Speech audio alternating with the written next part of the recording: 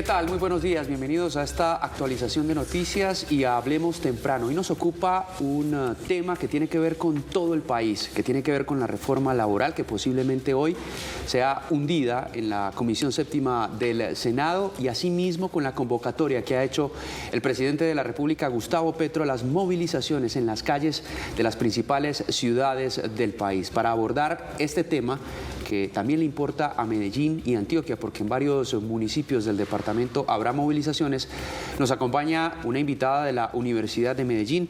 Ella es la docente Luisa María López, quien además es politóloga. Muy buenos días, profe, ¿cómo le va? Buenos días. Bienvenida a este espacio para dialogar sobre este tema, pues que hoy se roba la atención de todo el país, las movilizaciones citadas a partir de las 9 de la mañana. Andrea. Andrés, director, muy buenos días. Estamos aquí en Hablemos Temprano y qué gusto, profesora, que usted nos acompañe, porque queremos darle una mirada al asunto justamente desde su ámbito, desde lo académico. Y por ahí quiero preguntarle, ¿qué significa para usted esta convocatoria de hoy? ¿Es el inicio, como algunos han dicho, de una preparación electoral? Yo creo, y la teoría dice también, que en realidad la campaña electoral no se acaba.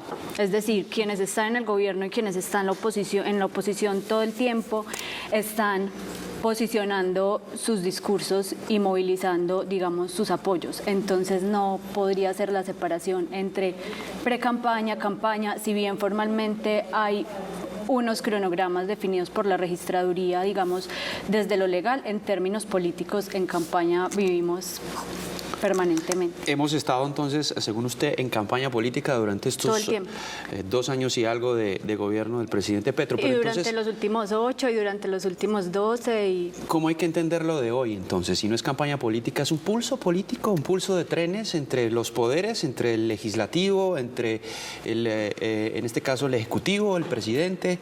Yo no lo pondría en esos términos, en términos del choque de trenes. Creo que son espacios que se abren para permitir, digamos, la expresión de sectores políticos diversos.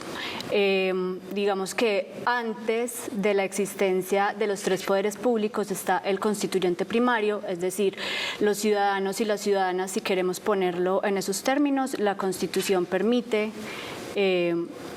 la movilización y la protesta social, y digamos que son también espacios, tanto ese como la consulta popular, digamos que lo que hacen es traer a la ciudadanía al debate. Mire, les voy a dar unas cifras. Esta mañana el presidente de la CUT hablaba en cuanto al país, ¿no? En cuanto a las movilizaciones en las distintas ciudades, entre ellas Medellín, Bogotá, obviamente como principal ciudad del país. 4 millones de personas esperan en esas movilizaciones. ¿Usted lo ve así? ¿Cree que todavía el presidente tiene ese poder de movilización, o más bien que el objetivo de esta reforma, que es la reforma laboral, va a mover al pueblo hacia las calles? Yo no estaría tan segura de esa cifra, pero sí separaría, digamos, las movilizaciones del apoyo al presidente. Claro, el presidente convocó el día cívico, que eso lo podemos discutir, pero una cosa es el apoyo al gobierno y otra cosa es el apoyo específico a la reforma laboral. Puede haber gente que apoye una cosa y no la otra en las movilizaciones. Es que la reforma laboral es como una causa común entre todos los colombianos, no tiene que ser, digamos, en apoyo a algún sector político. No sé si entre todos los colombianos, pero sí hay sectores, digamos, que no necesariamente apoyan al gobierno en su generalidad, que sí apoyan la reforma. Profesora, pero ¿usted cree que en este caso, obviamente, como usted lo menciona, pues hay gente que va por el apoyo genuino a la movilización y por su posición frente a la reforma, pero siendo una marcha convocada por el gobierno, con recursos del gobierno, incluso con un lenguaje desde el propio presidente que ataca a quienes no van a participar, ¿sí hay diferenciación o esto sigue siendo, como ya lo hemos mencionado, ese pulso político que quiere ver el gobierno, qué tan grande está en las calles? Yo no me atrevería a dar una respuesta concreta, o sea, habría que ir a preguntarle a la gente en la calle por qué se está movilizando, ¿cierto? Las movilizaciones nunca son homogéneas y nunca responden únicamente a un convocante. Entonces, puede haber ahí... Pero a partir del discurso, a partir de lo que ha dicho el presidente, ¿uno qué podría inferir? Es decir, la carga política que le ha imprimido a su mensaje en cuanto a la convocatoria para el día de hoy y las que se vienen, porque han anunciado no solamente la de hoy, sino otras marchas. ¿No tienes una carga muy política, en este caso de la izquierda? Como la tiene cualquier, digamos, debate político.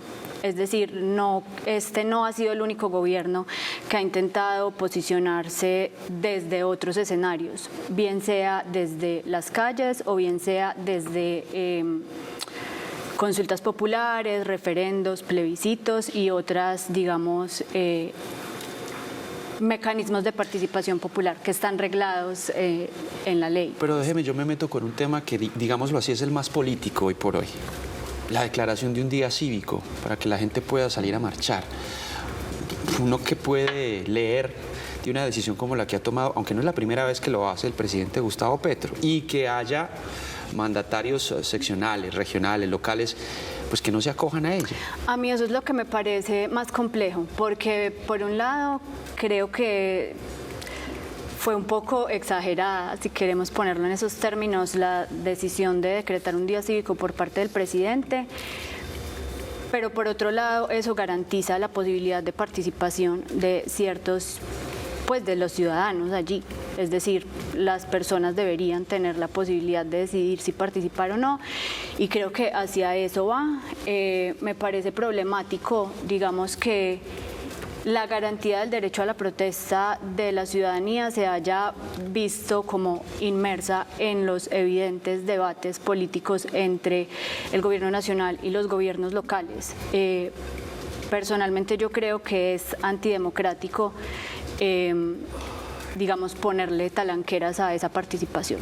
Es decir, el presidente, para mí, no debió haber decretado el día cívico, pero una vez hecho, me parece que está mal por parte de los gobernantes locales haberle puesto talanqueras a la participación. Andrea, ¿qué le parece si vemos justamente la posición de distintos sectores políticos en el departamento sobre esa convocatoria y ese decreto polémico por demás del día cívico? Claro, además que han alzado su voz y de manera contundente, por ejemplo, el alcalde de Medellín y el gobernador de Antioquia, Andrés Julián Rendón. Veamos.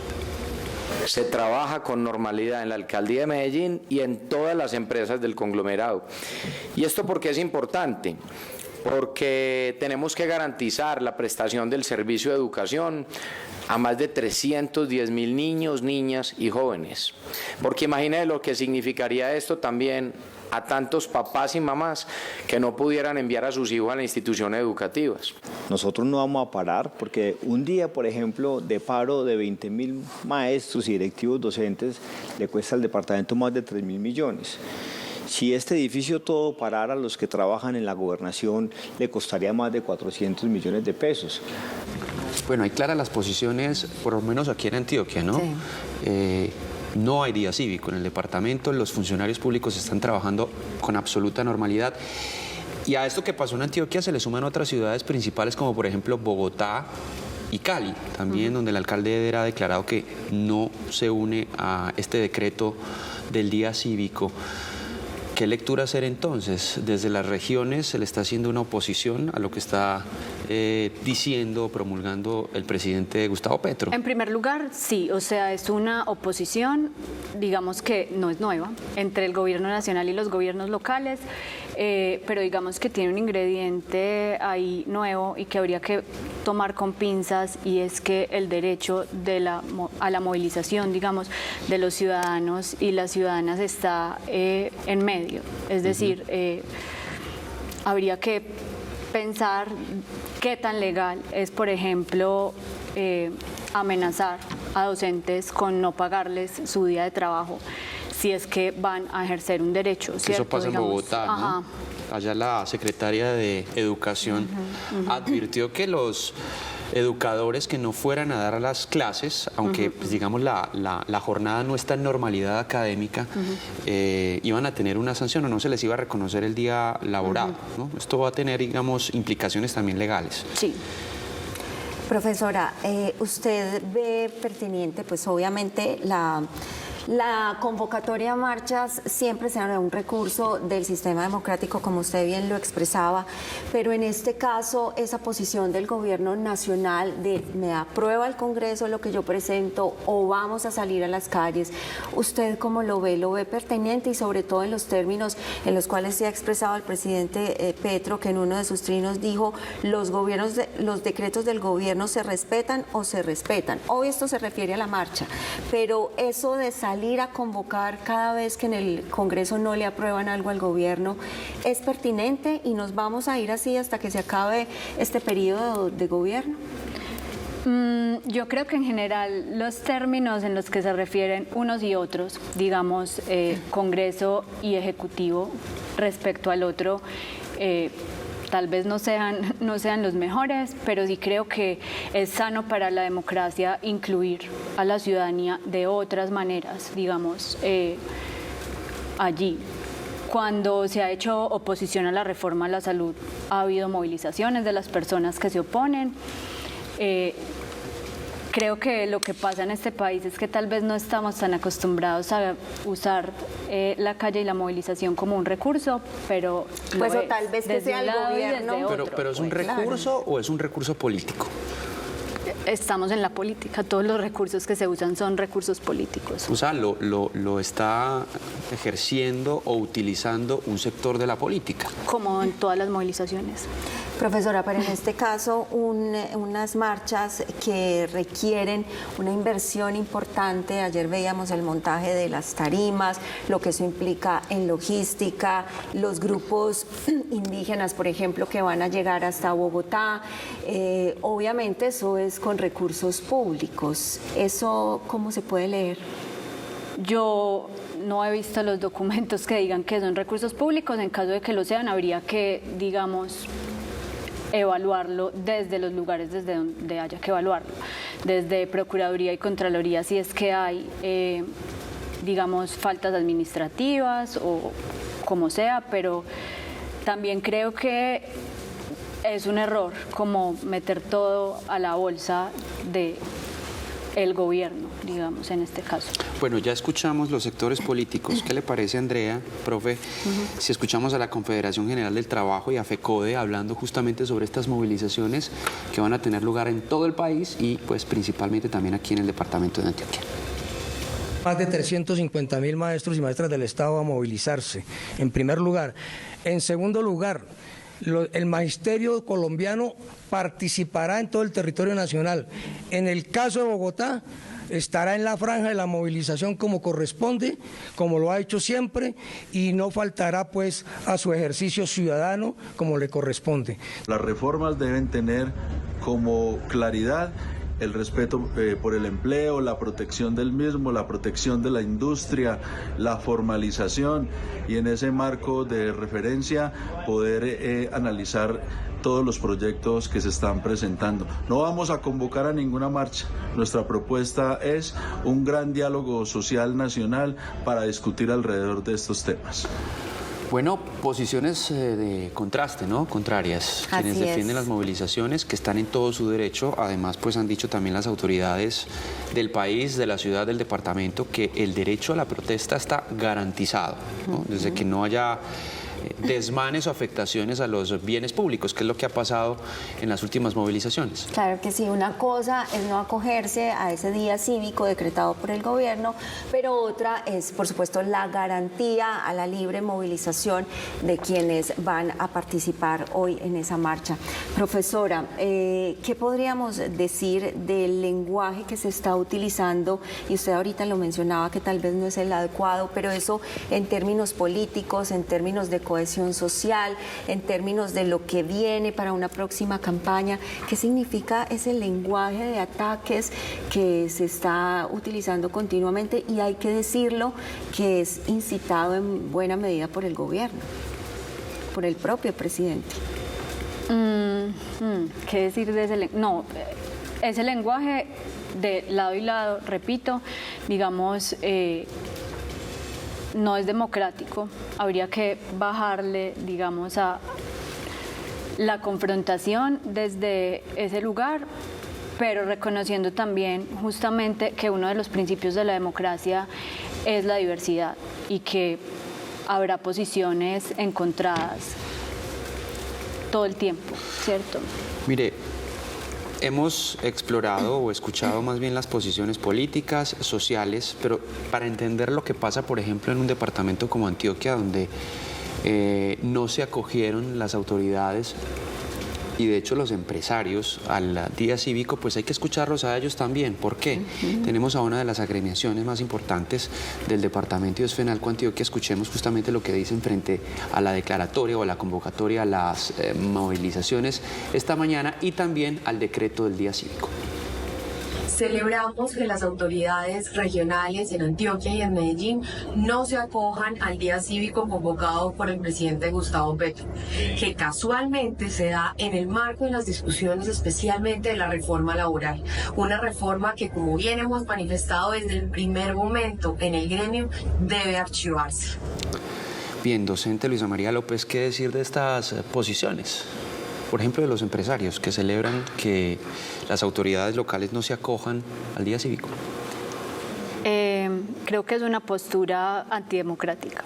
¿Por qué? Porque creo que una cosa, digamos, es el debate de si los empresarios permiten o no que las personas vayan a movilizarse por las, digamos, afectaciones económicas que puedan tener. Otra es que se ataque de entrada el día cívico que, digamos, no les afectaría directamente en términos de permitir la movilización de empleados y funcionarios públicos. ¿Pero no afectaría un día no laboral? ¿No afectaría eso la economía de una ciudad o de un departamento o del país, ¿no? La democracia cuesta y nos debería costar a todos, es decir, no creo que el debate se deba dar únicamente en temas económicos y habría que pensar, digamos, qué ganamos también como sociedad si posibilitamos las movilizaciones. El debate debería trascender lo económico. Profesora, ¿es antidemocrático que el presidente llame a los mandatarios que no están de acuerdo, que los tilde de no estar atentos a las necesidades del pueblo, que no quieren el bienestar o la mejora de las condiciones de los trabajadores y que específicamente Armando Benedetti, el ministro del Interior, diga, ¿están haciendo política los que no nos apoyan? Creo que son cosas que no deberían decirse, digamos. Que no debería decir ni el presidente ni el ministro, aunque es evidente otra vez que ese debate entre gobierno nacional y local viene desde ambos lugares. Bueno, ¿se están vulnerando ahí un poco los códigos políticos o cómo, qué lectura hacer? Lo que pasa es que a partir de la llegada de la izquierda colombiana al poder, digamos que ha cambiado un poco ese ajedrez y esa dinámica de la política en el país. Todo esto es nuevo, ¿no? Todo esto que está pasando. Por ejemplo, eso que usted mencionaba, de esas cosas que no se deben decir, pero que pues a todas luces el ministro del Interior o el presidente de la República están diciendo. No sé qué tan nuevo sea en realidad. Es que ¿qué lectura puede hacer uno de eso? Porque el país no estaba acostumbrado a ese tipo de lenguaje. Claro. Yo creo que sí, creo que sí, y yo creo que desde todas las orillas políticas, y es uno de los problemas del sistema democrático de este país, se ha atacado a la oposición por varias vías, o sea de derecha o de izquierda, sí, ¿no? Desde eso es sin distinciones. Los discursos hasta ataques sistemáticos armados contra facciones políticas, es decir, hay un problema ahí, pero no apareció con la llegada al poder de un gobierno de centroizquierda. Bueno, ¿qué les parece si para información general del público aquí en el departamento de Antioquia y más puntualmente de la ciudad de Medellín, vemos la gráfica de lo que será el recorrido que arranca en poco menos de 35 minutos, se supone, en el centro de la ciudad? Ahí la tenemos en pantalla, Andrea. Así es. Empieza a las 9 de la mañana en la sede de Adida en Girardot, en la carrera 43, en el centro de Medellín. En pleno centro de Medellín, la sede de la Asociación de Institutores de Antioquia, que es el sindicato de los maestros.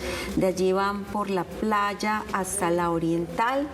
Luego van por la Avenida Colombia, llegan a la sede del SENA, allí hacen una parada, ¿cierto? luego siguen por la avenida Regional, llegan a la Universidad de Antioquia, finalmente van por la avenida del Ferrocarril y culminar en el Parque de los Deseos, donde se hará un plantón cerca del mediodía. Ahí hay puntos estratégicos, si se quiere, ¿no? El SENA, donde se espera que haya también mucha movilización, la Universidad de Antioquia, muchos estudiantes que pues evidentemente quieren allegarse a esta movilización convocada por el gobierno nacional, esta ruta, este mapa para que usted se prepare, usted que de pronto transita por esa zona de la ciudad, centro, ahí está también el norte, el occidente de la ciudad de Medellín, para que tenga en cuenta a las 9 de la mañana entonces inicia esta movilización en la ciudad de Medellín, en el distrito de Medellín y también en otras de las principales ciudades del país. ¿Qué puede pasar con esta movilización, profesora? ¿Qué pueden lograr quienes se movilicen el día de hoy y quienes se sigan movilizando a futuro, pues no solamente para las reformas? Yo en realidad, en términos prácticos sobre la movilización de hoy, no creo que se logre mucho, digamos, respecto al casi que eventual archivo de la reforma laboral, pero sí es un espacio que servirá, como mencionaste ahorita, para medir el pulso político, uno, y para posicionar su inconformidad, pues, o la inconformidad de determinados sectores frente a las decisiones que habrá tomado el Congreso, o más bien en apoyo a las reformas que finalmente también hay que decir son las reformas por las que se votó cuando se eligió este gobierno. Pero va a quedar en el ambiente ese sabor a pulso político realmente, o como lo hablábamos al principio, que esta sea, pues digámoslo así, una suerte de convocatoria para algo que le interesa a buena porción del país. Es decir, si hay buena movilización, entonces hay que dar al gobierno nacional como ganador, o simplemente entenderlo como un clamor popular, no obligatoriamente un clamor político. Es que yo creo que no se puede separar una cosa de la otra. Es decir, el gobierno representa ciertos intereses como lo representan otros sectores políticos, los pulsos no se agotan ahí, pero digamos la movilización sí expresa, digamos, de qué manera ciertos sectores están representados o no en esos personajes que ocupan cargos de elección popular. Profesora, esta es, digamos, la antesala a lo que sería esa convocatoria a la consulta popular, frente a la cual ni siquiera están planteadas las preguntas que se le formularían a los colombianos. ¿Usted cree que ahí hay improvisación? ¿El gobierno sacó ese as bajo la manga cuando supo que no le iban a aprobar su reforma y ni siquiera tiene planteada la pregunta?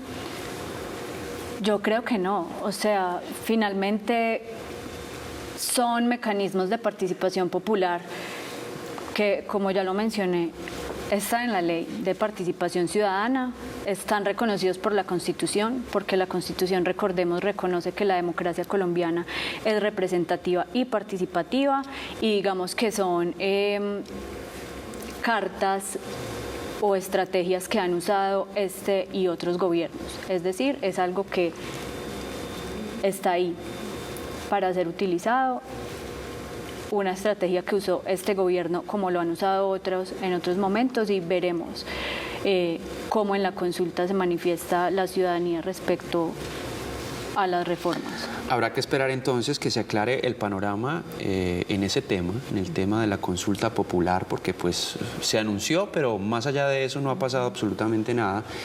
Y también qué pasa hoy con las movilizaciones, ¿no, Andrea, en todo el país y en Medellín? Claro que sí, estaremos por supuesto muy atentos, sin duda, pues al margen de lo que suceda, no nos puede quedar duda, y ya la profe lo reiteraba, pues esto es un pulso político, esto determinará y es lo que busca sin duda el gobierno nacional, cuál es el apoyo que tiene en las calles, cuál es esa preparación para la campaña electoral del próximo año, que sin duda ya empezó.